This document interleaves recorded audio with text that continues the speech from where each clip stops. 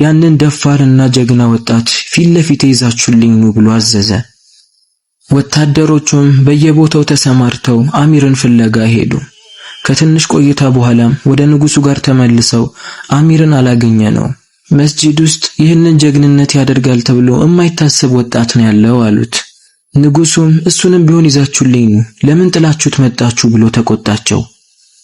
ከዛም ወታደሮቹ መስጂድ ሄደው አሚርን ይዘውት መጡ። ልጅቷም አሚርን ስትመለከተው ራሱ ነው ብላ መሰከረች።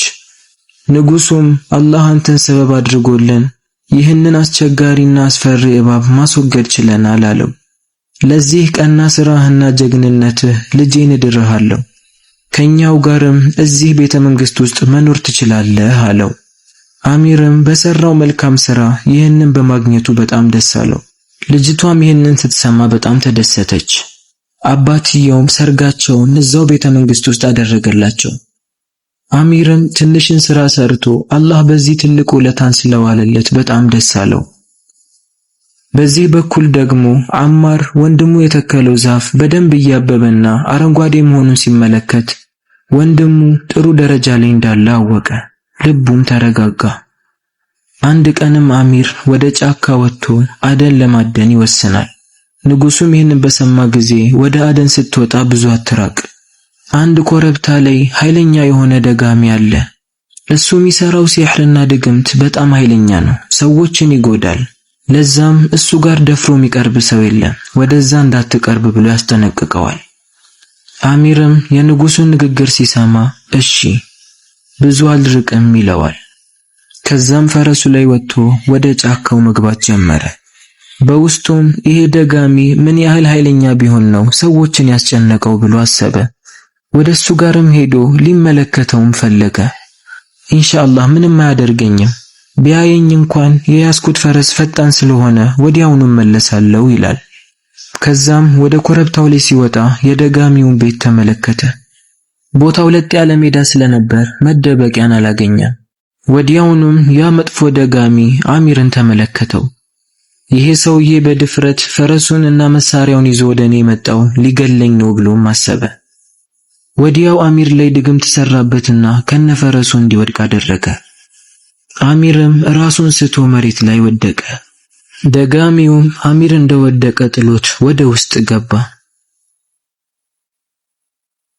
መንትያ ወንድሙ አማር ጉድጓዱ ጋር ቁጭ ብሎ ወደ ዛፉ ሲመለከት የዛፉ ቅጠሎች እየደረቁ ነበር። ወንድሙ አሚር የሆነ ጉዳት እንዳገኘውና እርዳታን እንደሚፈልግ ገባው። ፈረሱንም አዘጋጅቶ እየጋለበ መሄድ ጀመረ። ትንሽ ከተጓዘም በኋላ ያንን እረኛ አገኘው። እረኛውም አማርን ሲመለከተው አሚር መስሎት በጎችህን ውሰዳቸው እንጂ እኔ ጋር እኮ በጣም በዝተዋል አለው። አማርም ወንድሙ አሚር እዚህ መጥቶ እንደነበርና በዚህ ጋር እንዳለፈ ገባው። ይቀመጡ ከጉዞ ስመለስ ወስዳቸዋለሁ አለውና ፈረሱ ላይ ወጥቶ መጋለቡን ቀጠለ። አሁንም ትንሽ ከተጓዘ በኋላ የሆነ መንደር ላይ ደረሰ። ሰዎችም ሲመለከቱት እስካሁን የት ነበርክ አሚር? ንጉሱ እኮ እየፈለገህ ነበር አሉት። ወንድሙም እዚህ አካባቢ እንደሚኖር ገባው። ወደ ንጉሱ ጋርም ሄዶ ስለማንነቱ ነገረው። ንጉሱም የአሚር ወንድም መሆኑን ሲያውቅ በጣም ተገረመ። ምንም አይለዩም ነበር፣ ሁለቱም አንድ ናቸው። አማርም ወንድሜ የሆነ ችግር ላይ ሳይሆን አይቀርም፣ እገዛ ያስፈልገዋል፣ ወዴት ነው ሄደው ብሎ ጠየቀው። ንጉሱም ወንድምህ አሚር ለአደም ብሎ ወደ ጫካ ነው የወጣው፣ ነገር ግን ብዙ እንዳትር ታሪኩ አላለቀም ይቀጥላል። በነገራችን ላይ እዚህ ቻናላችን ላይ የምንሰራቸው ቪዲዮዎች እይታቸው በጣም እየቀነሰ ነው እና ምናልባትም ቻናላችን ሊዘጋብን ስለሚችል ለዚህም ሲባል ሁለተኛ ቻናል ከፍተናልና ምናልባትም ከዚህ በኋላ እዚህኛው ቻናል ላይ እንደዚህ አይነት ቪዲዮ ላንለቅ እንችላለን። ስለዚህ ሁልጊዜም እዚህ ላይ ልክ እንደምንለቃቸው አይነት አነቃቂ አስተማሪ እስላማዊ ሐዲሶችን ማግኘት የምትፈልጉ ከሆነ ሁለተኛውን ቻናል ሰብስክራይብ አድርጉ። እዛ ላይ ከዚህ በኋላ መልቀቅ እንጀምራለን። ንጉሱም ወንድምህ አሚር ለአደም ብሎ ወደ ጫካ ነው የወጣው፣ ነገር ግን ብዙ እንዳትርቅ፣ ወደ ኮረብታው ከወጣ ኃይለኛ ደጋሚ አለ፣ እሱ ሊጎዳህ ይችላል ብየው ነበር፣ ምናልባት ወደዛ ሳይሄድ አይቀርም ይለዋል። አማርም ወደዛ መሄድ አለብኝ፣ ወንድሜን አድነዋለሁ ይላል። ነገር ግን ንጉሱ እንደዛማ አይሆንም፣ እሱንም እንዳገኘው አንተንም ካገኘህ አይምርህም አለው። ከዛም ንጉሱ አማካሪዎቹን ሰብስቦ ምን አይነት መፍትሄ ብናመጣ ነው አሚርን ከዚህ ችግር ምናወጣው ብለው ይወያዩ ጀመር። ከመካከላቸውም አንዱ እኔ አንድ ሐሳብ አለኝ፣ ከባድ ቢሆንም ይህንን ብናደርግ አሚርን ምናድነው ይመስለኛል ይላል። ከመንደሩ ብዙ የደረቁ ሳሮችን እንሰብስብ፣ ከዛም በዛ ደጋሚ ቤት ዙሪያ እናቀጣጥለው፣ ጪሱም ደጋሚ ወዳለበት ዋሻ ውስጥ እንዲገባ እናድርግ። ያ ደጋሚ የጪሱ ሽታ አይመቸው፣ ወይ እዛው ይሞታል ወይ ያንን ቦታ ለቆ ይሄዳል ይላቸዋል። ንጉሱም ይሄ ጥሩ ሐሳብ ነው፣ ጊዜ ሳናባክን ወደ ሥራ እንግባ ይላቸዋል። የመንደሩ ሰዎችም ከየቦታው የደረቀ ሳርን መሰብሰብ ጀመሩ። ብዙ ሳሮችንም ካከማቹ በኋላ ወደዛ ኮረብታ አመሩ። ይዘው የመጡትንም ሳር በዙሪያው ላይ በተኑት፣ እሳትም ለቀቁበት። ጪሱም ወደ ውስጥ እንዲገባ አደረጉ። የጪሱ ሽታ በጣም የረበሸውም ደጋሚ ወደ ውጭ እያለከለከ ወጣ። ወዲያውኑም አማር በያዘው ሰይፍ ጠንቋዩ አንገት ላይ አሳረፈው። ጠንቋዩንም መግደል ቻለ። ወደ ውስጥም ሲገቡ አሚር ራሱን ስቶ ተኝቶ ተመለከቱት። አማርም እያለቀሰ ወንድሙን ተሸክሞት ወደ ቤተ መንግስቱ ተመለሱ። ከብዙ ሕክምናና ልፋት በኋላ አሚር እየነቃ መጣ። ይህንንም ሲመለከቱ ሰው ሁሉ በጣም ደስ አለው። አሚርም ህመሙ እያገገመለት ሙሉ ለሙሉ እየተሻለው መጣ። አማርም ወንድሙ ሙሉ ለሙሉ መሻሉን ሲመለከት በጣም ደስ አለው። አማርም ከጎኑ ቁጭ ብሎ ለብዙ ቀናት ይንከባከበው ጀመር። በደንብ ከተሻለውም በኋላ ለወንድሙ አሚር ቤተሰቦችህን ይዘህ ወደኛ መንደር እንሂድ ይለዋል። ሐሳባቸውንም ለንጉሱ ነገሩት። ንጉሱም እናንተ በመረጣችሁት ምርጫ እኔ ደስተኛ ነኝ። ሁል ጊዜ እናንተ በሰላምና በደስታ እንድትኖሩ ነው የምፈልገው። አላህ ከናንተ ጋር ይሆናልና እዛ ሄደው የሚቋቋሙበትን ንብረት ሰጣቸው። ንጉሱንም ተሰናብተው አሚር ሚስቱንና ልጆቹን ይዞ ጉዞውን ጀመረ። ወደ ቤት ሲመለሱም ያንን እረኛ አገኙት። እረኛው ጋር የነበሩት 3 በጎች በጣም ተባስተው ነበር።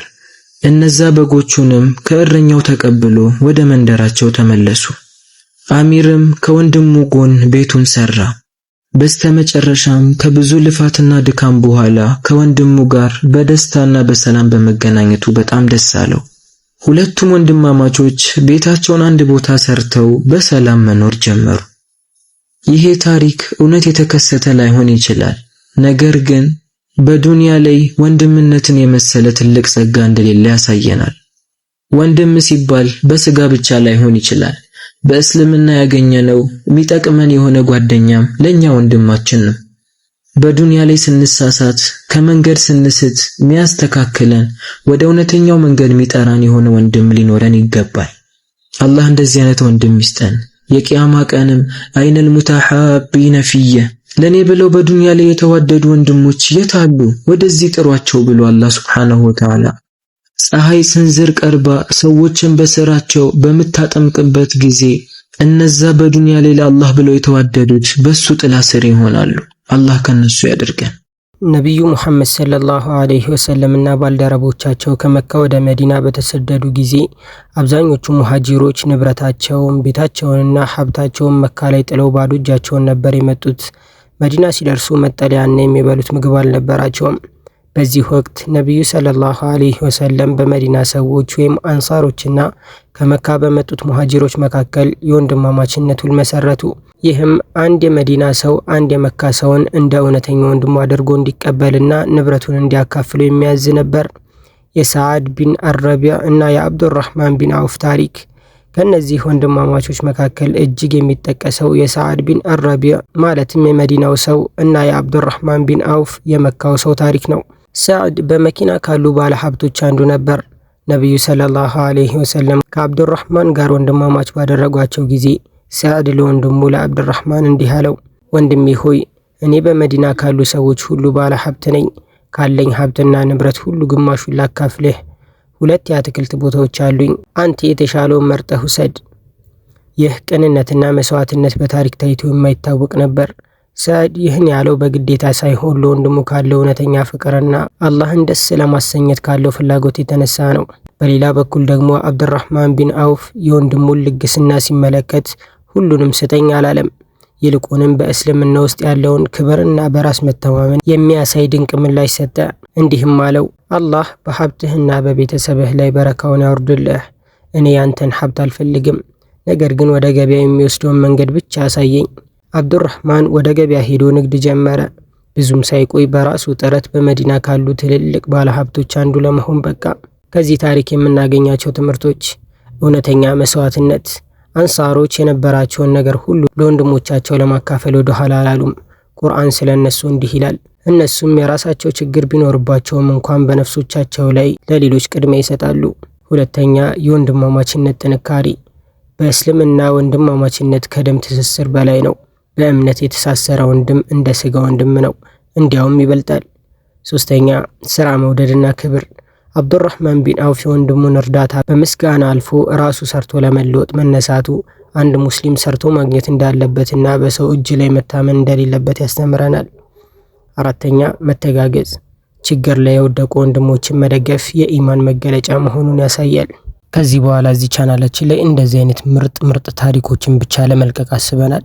የበፊቱ አይነት ሀዲሶችን ማግኘት የሚፈልጉ ከሆነ ሁለተኛው ቻናል ላይ መቀላቀል ትችላላችሁ። እንዴት አያችሁት? እስኪ ከዚህ በኋላ እዚህ ቻናላችን ላይ እንደዚህ አይነት ታሪክ ነክ ነገሮችን ብቻ ብንለቅበት ምን ይመስላችኋል? ሁለተኛው ቻናል ላይ ከፍተን እዛ ቻናል ላይ ሀዲሶችን ምናምን እንለቅበታለን።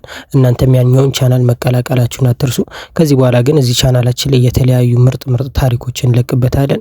እስኪ ሀሳብ አስተያየት ካላችሁ ኮመንት ላይ አሳውቁ። ለዚህ ቻናልም አዲስ የሆናችሁ ሰዎች ሰብስክራይብ ማድረጋችሁን አትርሱ።